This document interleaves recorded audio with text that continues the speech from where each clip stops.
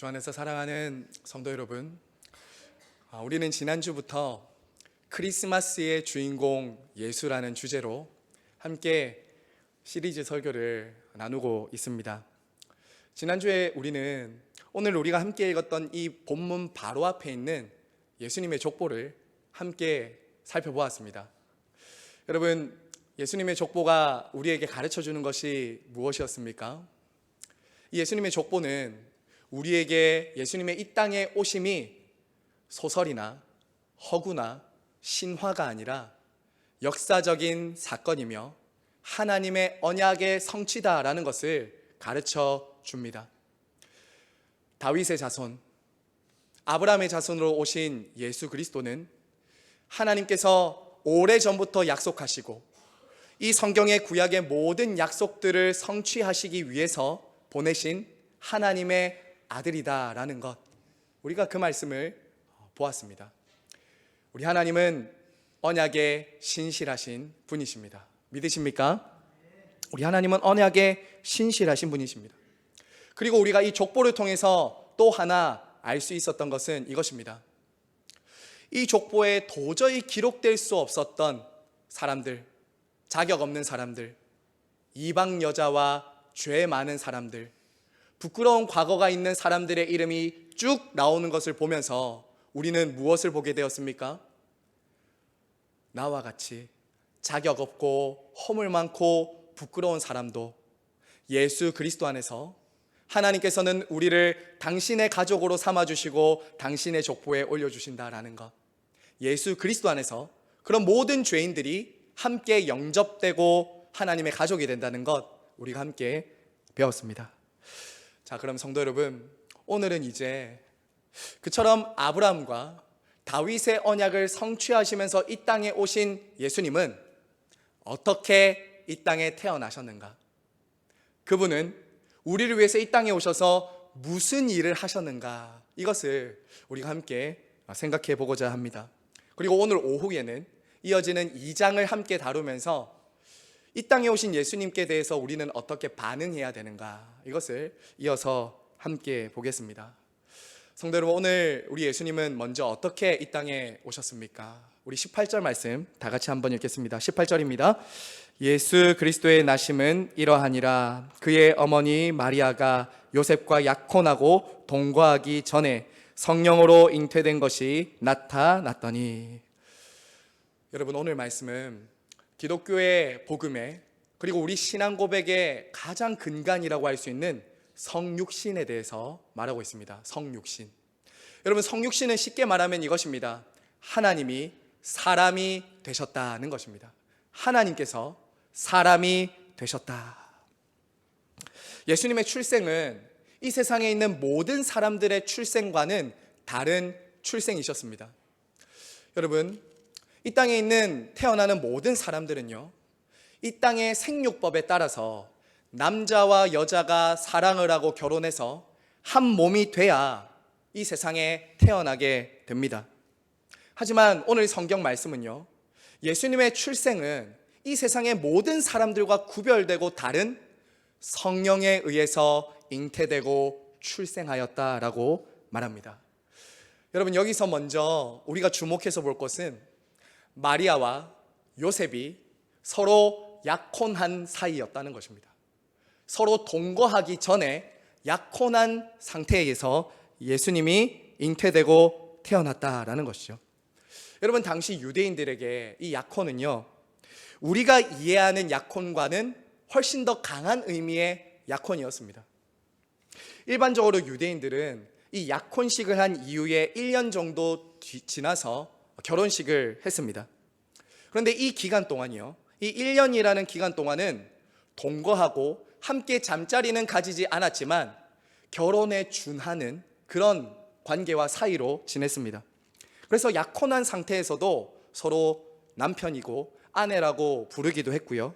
그리고 약혼한 사람이라도 만약 간음을 지으면, 두 사람 중에 한 사람이 간음을 하면 그 간음죄에 해당하는 벌을 받기도 했습니다.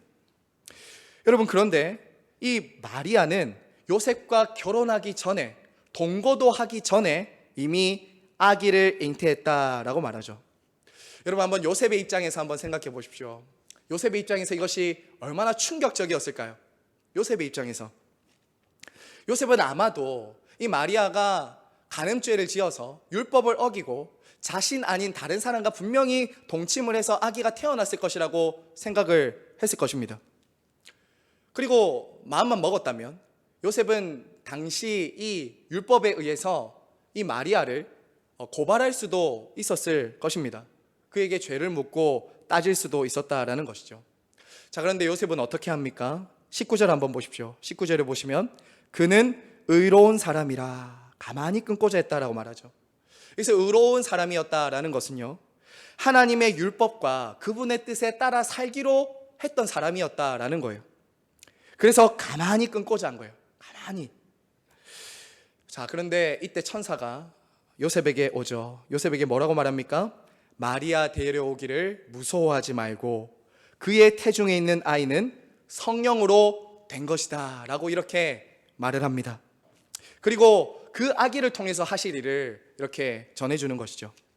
자, 여러분 오늘 말씀 앞에 보면 16절 한번 보시겠습니까? 마태복음 16절 1장 16절에 보시면 이것을 조금 더 우리에게 드라마틱하게 나타내는 장면이 나옵니다. 1장 16절에 보시면 야곱은 마리아의 남편 요셉을 낳았으니 마리아에게서 그리스도라 칭하는 예수가 나시니라.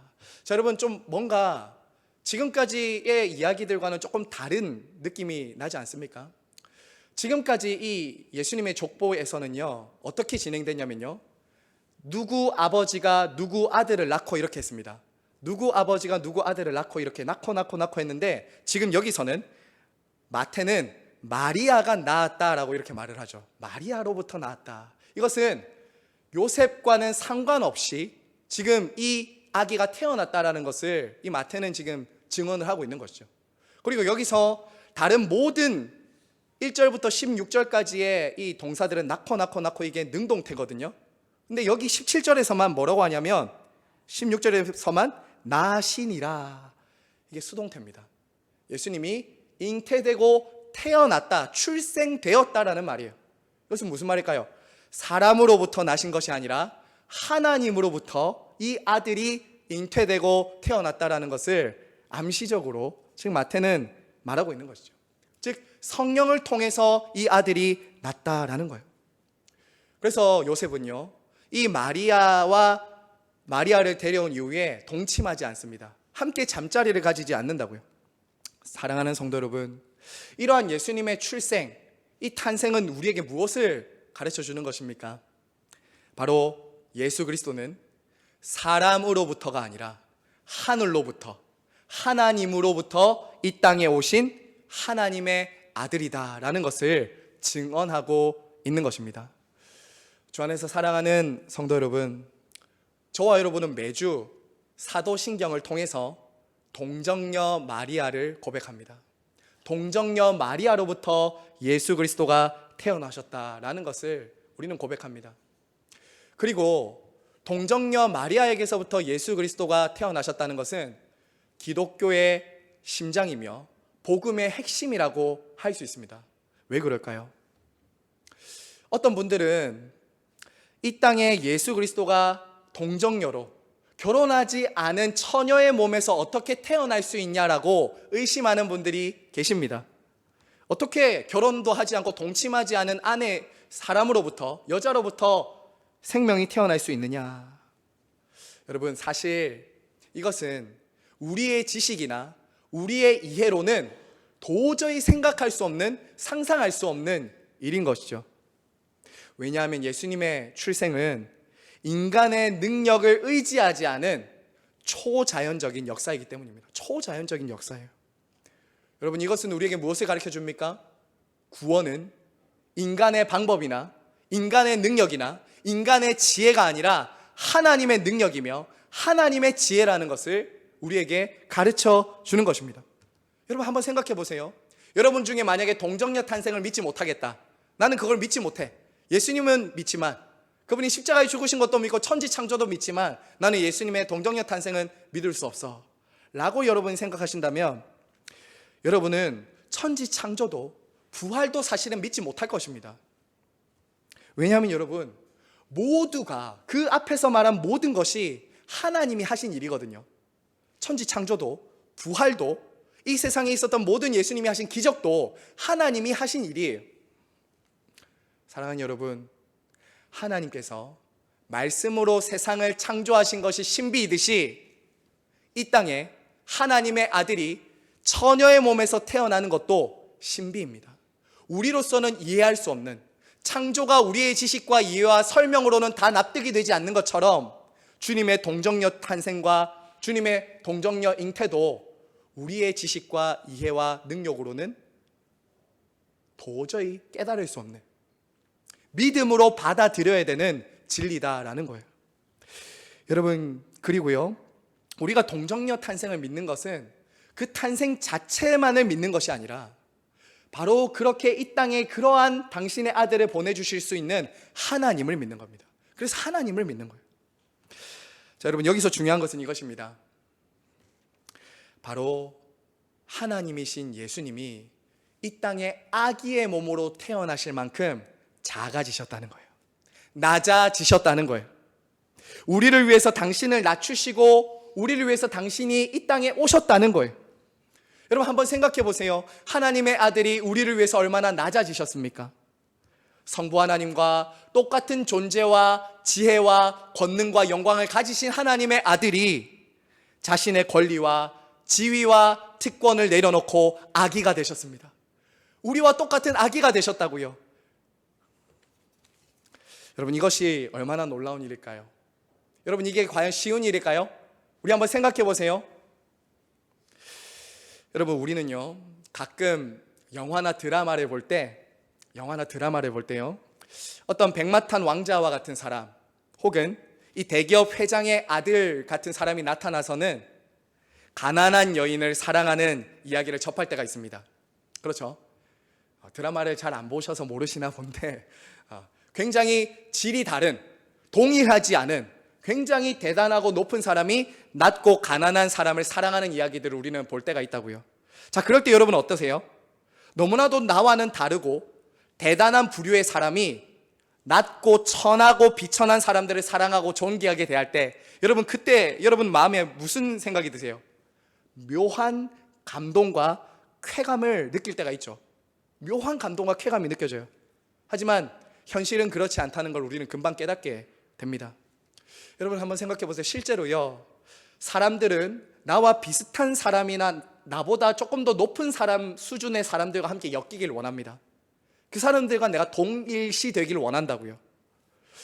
엊그제 제 딸을 통해서 참 충격적인 소식 하나 들었습니다. 엊그제 제 딸이 뭐라고 하냐면요, 학교에 한 친구가 이런 질문을 하더라는 겁니다.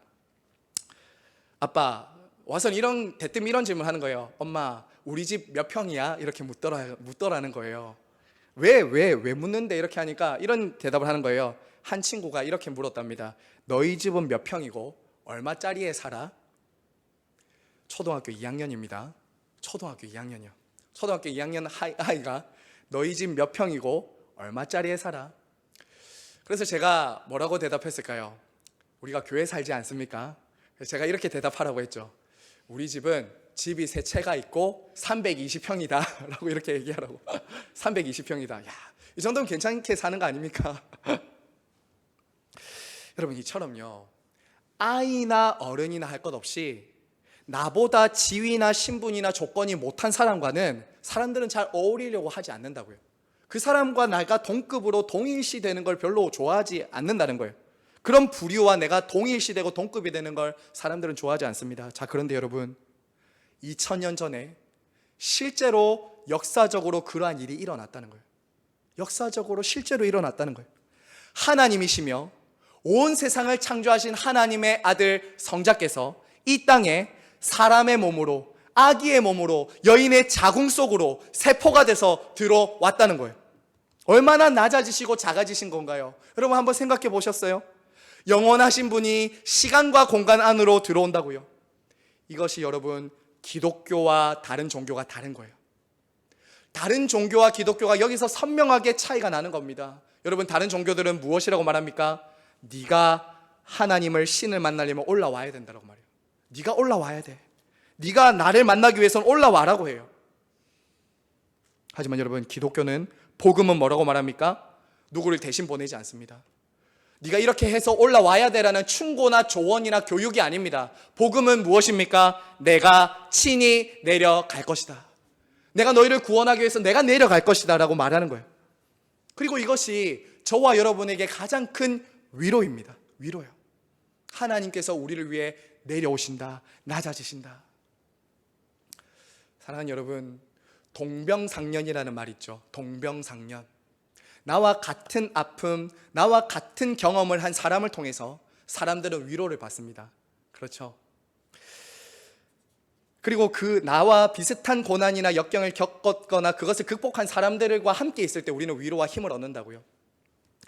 전에도 잠시 말씀드렸지만, 짧은 저의 삶이지만요, 저는 어렸을 때부터 크고 작은 수술을 굉장히 많이 받았습니다. 그래서 그런지 병원의 복도의 냄새, 병실에서 나는 그 냄새, 그게 참 저에게 익숙해요. 수술실에 그 차가운 냉기가 흐르는 그 느낌을 저는 잘 알고 있습니다. 그리고요, 환자들이 홀로 외롭게 병상에 있을 때 혹은 죽음의 두려움이 엄습하는 것들 저는 경험해 보았습니다. 제가 왜 지금 이 말씀 드리냐면요, 제가 직접 아파보고 수술해 보기 전까지는 머리로만 알았어요. 머리로만 알았습니다. 그냥 아프겠지, 힘들겠지. 자, 그런데 제가 정말 직접 아파보니까요, 죽음의 고비를 넘기는 수술을 여러 번 받아보니까요, 그 아픔과 외로움과 두려움이 생생하게 다가오더라라는 거예요. 그리고 여러분, 그 이후에 제가 환자들을 신방하거나 몸이 아픈 분들과 대화하고 만날 때면 이상하게 그 사람과 제가 하나 되는 느낌을 받았습니다. 하나 되는 느낌이요. 그리고 실제로 그 환자분이 저를 만날 때는 훨씬 더 힘과 위로를 받는 것, 서로에게 그것을 주고받는 것을 제가 경험했어요. 사랑하는 여러분, 우리 예수님이 우리와 같은 사람이 되셨다고요. 저와 여러분이 어린아기 때부터 지금 이 시간까지 자라고 그리고 죽는 그 순간까지를 우리 예수님은 다 경험하셨다고요. 하나님이신 그분이 우리처럼 사람이 되심으로 이 땅에 희노애락, 생로병사, 우리 주님은 다 경험하셨다는 거예요. 몸소 경험하셨어요. 그래서 그 아픔과 고통과 죽음까지도 우리 하나님은 함께 하시며 우리를 위로하시고 구원하실 수 있다라는 거죠. 사랑하는 여러분, 그래서 우리가 성탄절에 기뻐하는 이유가 무엇입니까? 바로 그분이 우리와 같이 되셔서 우리를 다 아신다는 거예요. 우리를 다 알고 공감하신다라는 거죠. 그리고 우리는 그런 모든 인생의 수고와 고통과 아픔이 있을 때마다 예수님을 의지하고 부를 수 있다라는 것입니다. 사랑하는 여러분, 그러면 우리가 두 번째로요, 오늘 우리와 같이 이 땅에 태어나신 예수님이 우리를 위해서 어떤 일을 하셨다라고 말합니까? 21절 말씀 다 같이 한번 읽겠습니다. 21절입니다. 시작. 아들을 낳으리니 이름을 예수라 하라. 이는 그가 자기 백성을 그들의 죄에서 구원할 자이심이라 하니라. 여러분, 우리 예수님은 이 땅에 왜 아기의 몸으로 태어나셨습니까? 바로 우리를, 자기 백성을 그들의 죄로부터 구원하기 위해서 오셨습니다.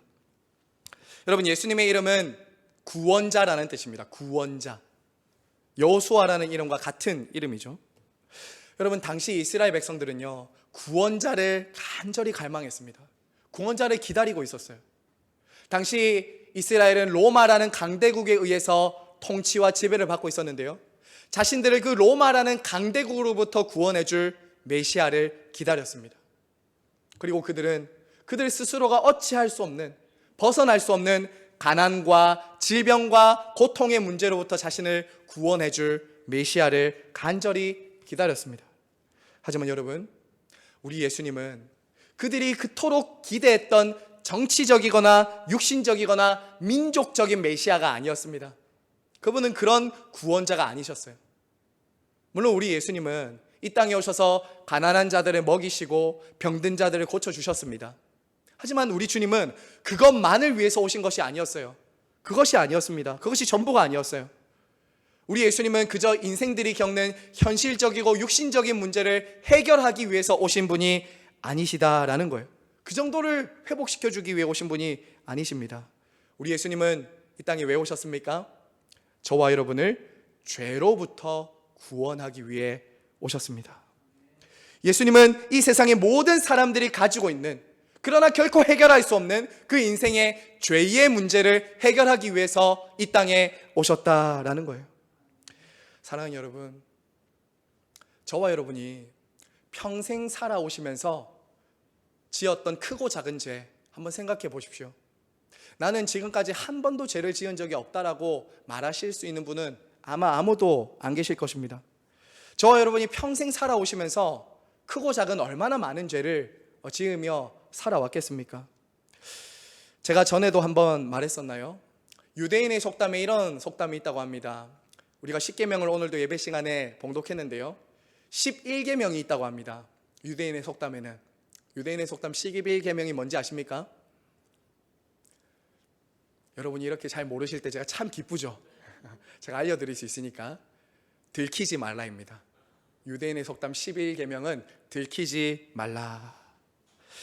여러분, 이 세상은요, 들킨 죄인과 들키지 않은 죄인 두 부류의 사람들이 존재한다라고 생각하면 되지 않겠습니까? 감옥에 있는 사람만이 죄인이 아니라 사실은 내 속에 있는, 내가 생각과 마음과 행동으로 지은 모든 죄를 지금 만약에 CD로 구워서 지금 저기 있는 DVD에 돌려서 여기 스크린에 띄운다면 저와 여러분 중에 떳떳하게 이 자리에 있을 수 있는 분이 정말 과연 계실까요? 그리고 만약 하나님께서 저와 여러분이 평생 지은 그 죄에 대해서 책임을 물으신다면 여러분 어떻겠습니까? 그 죄에 대한 값, 책임은 어떻게 감당하실 수 있을까요? 죽음으로서만이 감당할 수 있지 않겠습니까? 아담의 타락 이후에 모든 사람들은 죄를 가지고 태어납니다. 하나님보다 하나님 아닌 다른 것들을 사랑하고 의지하며 살아갑니다. 그리고 그 죄 때문에 사망이 왔어요. 모든 죄인들은 사망과 하나님의 진노 아래에 있다는 것이 성경의 가르침입니다. 자, 그래서 이게 중요하죠. 우리를 죄로부터 구원할 구원자는 죄가 없으셔야 된다는 거예요. 그분은 죄가 없으셔야 돼요.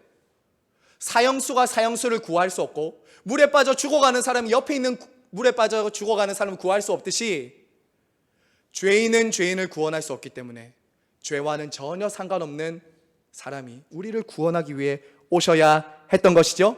그래서 여러분, 성경은 무엇이라고 말합니까? 그분은 죄 없으신 하나님의 아들로 성령으로 잉태되셨다라고, 이 땅에 오셨다라고 말하는 것입니다. 주 안에서 사랑하는 성도 여러분, 사람은 누구나 살기 위해 태어나지 않습니까? 살기 위해 태어납니다. 누구도 생일 축하하면서 당신은 사랑받기 위해 태어난 사람 이렇게 노래하지, 당신은 죽기 위해 태어난, 이렇게 말하는 사람 아무도 없죠. 아무도 없습니다. 태어나면서부터 죽기 위해 태어나거나 죽음을 위해서 태어나는 사람은 이 땅에 아무도 없습니다. 자, 그런데 여러분, 이 세상에 유일하게 죽기 위해 태어난 사람이 있었습니다. 죽음을 위해서 태어난 사람이 있었다고요. 바로 그분이 누구십니까? 예수 그리스도예요. 예수님이 십자가에 죽으시면서 하신 말이 무엇이었습니까? 마지막 한마디. 예수님이 십자가에 죽으시면서 하셨던 마지막 한마디, 다 이루었다였어요. 다 이루었다. 죽으면서 다 이루셨대요. 무엇을 이루셨습니까? 저와 여러분의 죄에 대한 값을 다 지불하셨다는 거죠. 죄 없으신 당신의 아들이 우리의 죄를 대신해서 십자가에 죽으심으로 저와 여러분이 죽어야 될 죽음, 하나님으로부터 오는 진노와 심판을 다 감당하고 대신 값을 치르셨다는 거죠. 다 이루었다. 그 일을 이루셨다는 거죠. 사랑하는 여러분, 의사는 환자를 치료하기 위해서 자기가 병에 걸릴 필요가 없습니다. 그렇죠? 의사는 환자를 치료하기 위해서 자기가 병에 걸릴 필요가 없어요. 그냥 환자의 증상을 보고 약을 처방해 주거나 몸이 아프면, 더 아프면 수술을 하면 되죠. 내가 병에 걸릴 필요는 없다는 거예요, 의사는. 자, 그런데 여러분, 온 세상 사람들이 걸려있는 죄와 죽음이라는 불치병으로부터는 하나님께서 단순히 말 한마디로 고쳐줄게, 살려줄게 할 수 없었다는 거예요. 모든 사람들이 가지고 있는 이 죄와 죽음이라는 이 불치병으로부터는 그저 말 한마디로 고칠 수 없었다는 거예요. 하나님의 거룩하심과 의로우심 앞에 우리 모두는 다 죄라는 질병을 가지고 있기 때문에 하나님 아들, 죄와 죽음과는 전혀 상관없는 하나님의 아들이신 그리스도께서 이 땅에 오셔야만 했던 것입니다. 그분이 우리의 죄를 대신해서 십자가에 죽으심으로 죄로부터 구원할 일을 다 이루신 것이죠. 여러분 믿으십니까? 여러분 여기에 대한 감격과 감정이 여러분 식어지시면 안 됩니다. 내가 이 자리에 있는 거, 내가 하나님을 아버지라 부를 수 있는 거, 내가 구원받은 거, 누군가의 값진 희생과 대가 지불을 통해서 내가 이 자리에 있구나. 제가 저의 이야기를 또 하나 해서 죄송합니다만 여러분, 제가 13년 전에 신장이식을 받았지 않습니까? 다른 사람의 생명이 제 몸에 들어온 거예요. 다른 사람이 죽었어요. 다른 사람이 죽으면서 저에게 생명을 주었습니다. 제가 제 아랫배를 만질 때마다 13년이 지났지만 지금도 생생합니다. 지금도 생생해요. 그 사람이 죽고 내가 살았구나. 근데 여러분, 이 신장과는 비교할 수 없다고요. 신장과는 비교할 수 없는 값을 지불하셨다고요. 아들이, 하나님이신 하나님의 아들이 저와 여러분을 죄에서부터 구원하시고자 사람이 되시고 그 죄값을 지불하기 위해서 인생들이 겪는 그 고통 중에 가장 고통하고 끔찍한 십자가에서부터 죽으셨다고요. 놀라운 일 아닌가요? 우리가 이 성탄을 맞이하면서 기뻐하고 즐거워하는 이유가 무엇입니까? 그분의 이 땅에 오심과 그분의 죽으심은 나를 위한 죽음, 나를 위한 희생이었다라는 것, 우리가 믿기 때문에 기뻐하고 감사하는 것입니다. 자, 여러분, 그러면 끝으로요, 오늘 예수님이 우리를 위해서 무엇을 하기 위해 오셨는가? 우리 세 번째는 이것입니다. 우리와 함께 하시기 위해 오셨습니다. 우리 한번 받아서 해주십시오. 시작. 우리와 함께 하기 위해 오셨습니다. 23절 말씀 끝으로 읽겠습니다. 시작. 보라, 처녀가 잉태하여 아들을 낳을 것이요 그의 이름은 임마누엘이라 하리라 하셨으니 함이라. 여러분, 마태는 지금 예수님이 이 땅에 오심이, 예수님이 오시기 700년 전, 예수님이 오시기 700년 전에 이사야가 했던 예언이 성취된 것이라고 말하고 있습니다. 예수님이 이 땅에 오심은 우연히 그냥 하늘에서 떨어진 것이 아니라 하나님이 하신 약속의 예언의 성취였다고요. 자, 그런데 이것은요, 여러분, 우리는 지금 그냥 대수롭지 않게 들을 수도 있지만요, 이스라엘 사람들, 당시 유대인들에게 이것은 충격이었습니다. 하나님이 우리와 함께 하신다, 임마누엘이라는 것은 당시 유대인들이 상상할 수 없는 일이었어요. 물론 오늘날 이 예수님을 믿지 않는 사람들은 이렇게 말하기도 하죠. 어떻게 하나님이 아기가 될 수 있냐, 어떻게 사람이 될 수 있냐라고 말하면서 충격을 받잖아요. 그런데 당시 유대인들이 가졌던 그 충격은 단순히 하나님이 사람이 되신다, 이 충격을 넘어서는 거였어요. 왜냐하면 여러분, 당시 유대인들에게는요, 하나님은 접근할 수 없는 하나님이었습니다. 가까이 할 수 없는 하나님이었다고요. 무섭고 두려운 하나님이었어요. 여러분, 심지어 구약만 봐도요, 하나님이 당신의 백성들에게 임재할 때 어떻게 임재하시는지 아십니까? 구름과 불과 바람과 천둥과 번개를 동원하면서 하나님이 당신의 백성들에게 임재하세요. 그때마다 하나님 백성들은 어떻게 했습니까? 두려워 떨었다고요. 그리고 하나님을 감히 볼 수 없었습니다. 하나님을 만나기 위해서는요, 죄 있는 사람이 수많은 재물을 태워 죽이면서 하나님을 만났어야 돼요. 그분은 죄가 없으신 거룩하신 분이니까. 그리고 여러분, 그것도요, 1년에 한 번만 만날 수 있었어요. 제사장만. 그것도 하나님을 직접 본 것도 아니었습니다. 구름과 불기둥으로 임재하신 하나님을 봤어요. 자, 그런데 여러분, 오늘 말씀은 뭐라고 말하죠? 그런 예수 그리스도께서, 하나님이신 그분이 눈으로 보고 만질 수 있는 아기의 모습으로 오셨다고요. 우리와 함께 하시는 하나님이 아들로, 아기로 이 땅에 오셨다는 거예요. 여러분, 이게 얼마나 경이로운 일입니까? 얼마나 놀라운 일이에요. 한번 생각해 보세요. 우리처럼 정말 아기가 되시고 자라셨다고요. 어떻게 하시고자요? 함께 하시고자. 함께 하시고자. 예수님의 제자들 한번 생각해 보세요. 여러분, 하나님입니다. 예수님이 하나님이신데 제자들과 함께 먹고 마셨습니다. 제자들과 함께 대화도 했어요. 제가 외람된 상상일 수도 있지만 아마 제자들과 장난도 치셨을 겁니다. 예수님은 우리가 똑같은 사람이 되셨으니까. 그리고 제자들은 하나님을 손으로 만지고 눈으로 보았다고요. 얼마나 큰 특권을 받았어요, 제자들이. 너무나도 멀리 계시다고만 생각했던 그 하나님께서 너무나도 친근하게 다가온 거죠. 너무나도 가까이 다가온 거죠. 손으로 만지고 눈으로 볼 수 있을 하나님으로 이 땅에 오셨다는 거예요. 친구처럼, 내 곁에 있는 친구처럼, 연인처럼 비비고 사귈 수 있는 인간이 되셨다고요. 함께 하시고자. 여러분, 감이 잘 안 오실 것 같아서 제가 한번 말씀드려 볼게요. 여러분, 정말 여러분이 살아오시면서 내가 정말 함께 있고 싶었던 사람, 정말 사모하고 간절히 바랬던 어떤 사람, 지금 곁에 있는 분들인 거 제가 알고는 있습니다만 그 말고요, 정말 내가 저 사람을 사모하지만 만날 수 없었던 사람을 만날 기회가 생기면 어떨까요? 예를 들면 이런 거죠. 그 사람과 전화 통화만 해도 너무 기쁠 것 같은데 같이 식사를 한다거나, 제가 조금 더 다가올 수 있도록 요즘에 어머니들, 우리 할머니들, 어르신들에게 인기가 많은 가수가, 트로트 가수가 있더라고요. 누구죠? 임영웅 씨입니까? 그렇죠, 임영웅 씨. 임영웅 씨를 저희가 만나기 어렵죠. 근데 갑자기 임영웅 씨가 전화가 와서 만나서 밥 한 끼 합시다. 어떨 것 같으세요? 예입니다, 예. 지금 그런 거에 은혜 받으시면 안 되고요. 예입니다, 예. 그럼 우리가 어떨 것 같아요? 와, 저 사람이 나를 알아주고 만나주네? 시간을 같이 보내주네? 정말 우리가 누군가, 내가 정말 만나고 싶었던 사람, 그런데 도저히 범접할 수 없었던 멀리 있었던 사람이 나에게 전화가 와서 내가 당신과 만나고 싶습니다. 나와 함께 밥 좀 먹읍시다. 그리고 당신 어려운 게 뭡니까? 도움이 필요한 거 혹시 없으세요? 제가 도와줄게요. 언제든지 연락하세요. 라고 만약에 어떤 사람이 그렇게 한다고 칩시다. 그러면 여러분 마음이 어떻겠어요? 아무렇지도 않겠습니까? 아니잖아요. 야, 저 사람이 나를 알아준다고? 나와 친구처럼, 연인처럼 가까이 다가온다고?